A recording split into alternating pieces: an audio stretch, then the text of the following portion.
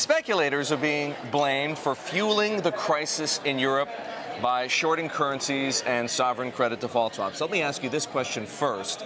Do hedge funds even have enough power, whether they're acting alone or in concert, to force Greece to default or the breakup of the EU? Of course not. They don't have that power. But again, hedge funds are being demonized once again for the failings of governments and regulators everywhere. We've seen this happen in subprime. We've seen this happen in the banking crisis. We're now seeing it happen in the currency and sovereign debt crisis. Hedge funds are being attacked as causation.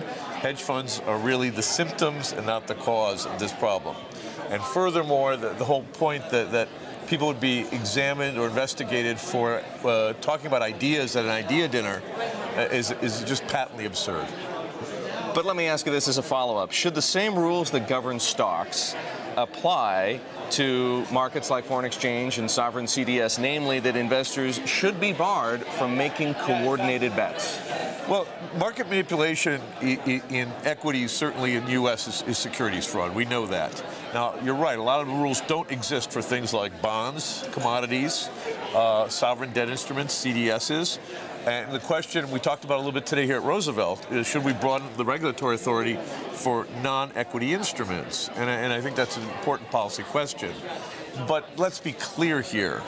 In the case of equities, it is a crime. It is fraud to trade on or induce others to trade on information you know to be false. And if we held that standard to what's being talked about here, I don't even think you come close. Based on what you know, based on what you've heard here and elsewhere, do you think the whole situation merits any level of investigation at all? Well, put it this way. If the people at this supposed idea dinner or idea lunch had talked about going long the dollar as opposed to being short the euro, right, because the dollar looks strong relatively, because the U.S. is in a better relative position to its trading partners, because we're beginning to get our hands around our problems better than Europe, do you think there would be an investigation or an article like this? Not at all. A good question.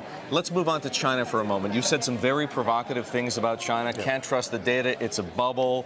It's going to be worse than Dubai, 1,000 times worse. This is the question, though, I want to ask. How are you expressing that macro view? How does a guy who shorts stocks short China? Well, it's very, very difficult. And I want to just elaborate further, because those people have seen our presentation as opposed to sort of talked about what they think we're saying, know exactly what we're saying. We're saying that there is a property bubble going on in China, specifically high-rise construction of offices and residential condos in the major eastern cities and increasingly inland.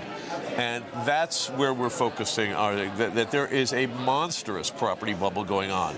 And what implications this has for the currency, for Chinese GDP as a whole, for the national accounts of China, those are all sort of first and second derivatives.